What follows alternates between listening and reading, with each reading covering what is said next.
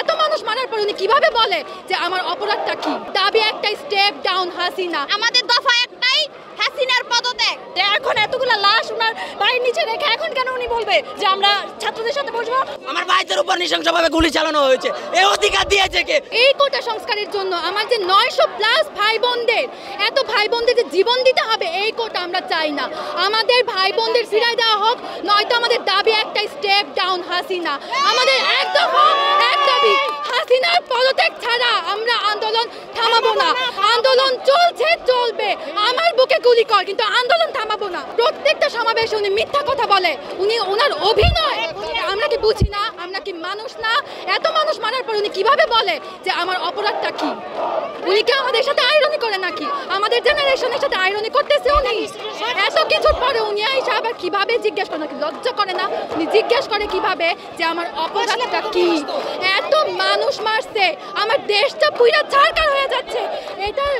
এটার জন্য ওনার পদত্যাগ আমরা চাই, এটা আমাদের দাবি।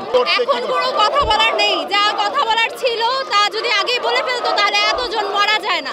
কাউকে মারার পর তো সমাধানে আসে না। আমাদের দফা একটাই, হাসিনার পদত্যাগ। এখন এতগুলা লাশ ওনার বাড়ির নিচে রেখে এখন কেন উনি বলবে যে আমরা ছাত্রদের সাথে বসবো? তখন উনি কই ছিল? তখন উনি জ্ঞান কই ছিল? তখন বাইরে কই ছিল? হ্যাঁ, আমাদের একটাই দাবি, উনি ওনার থেকে গতি ছাড়বেন, পদত্যাগ করবে। আমরা ওনাকে চাই না। যেই দেশে যোগ্যতা দিয়ে কোনো কিছুকে বিচার করা হয় না, সেই দেশে আমার মতে এই শিক্ষার কোনো দাম নেই।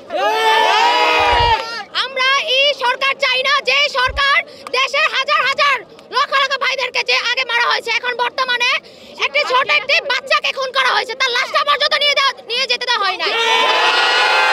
আমার ভাইদের উপর নৃশংসভাবে গুলি চালানো হয়েছে, এই অধিকার দিয়েছে কে? এই সরকার দিয়ে থাকলে সরকার আমরা চাই না, পদত্যাগ চাই। এই সরকার আমরা পদত্যাগ চাই। আমার ভাইয়ের খুনের আমি কোনো প্রতিশোধ নিতে পারি নাই, কিন্তু আমার এই ভাইরা সবাই যারা মারা গেছে, শহীদ হয়েছে, তাদের খুনের প্রতিশোধ আমাদেরকে নিতেই হবে। কিন্তু আর চুপ থাকতে পারলাম না। এত গুলি লাশ কেন? আমাদের সন্তানের বুকে এত গুলি কেন? সমঝোতা করবেন, আপনি ফার্স্টের দিকে করতেন। এত গুলি লাশ মানে আপনি এখন বলেছেন বসতে আসবো? এখন আপনাদের সাথে আমাদের কিসের মিটিং? আমার ছেলের সমান বয়স আহমেদকে কেন হত্যা করা হলো? কেন? আহমেদের শিক্ষিকা, আমার বিবেকের কারণে আমি রাত্রে ঘুমাতে পারি না। আপনাদের কি কারো বিবেকে লাগে না? এই সুশীল সমাজকে বলছি, মুসলিমদের শিক্ষক সমাজকে বলছি, প্লিজ আপনারা মাঠে নেমে আসুন। আমাদের ছাত্ররা মানে আগামী দিনের ভবিষ্যৎ, তারা আমাদের সন্তান, তাদের পাশে এসে দাঁড়ান আপনারা।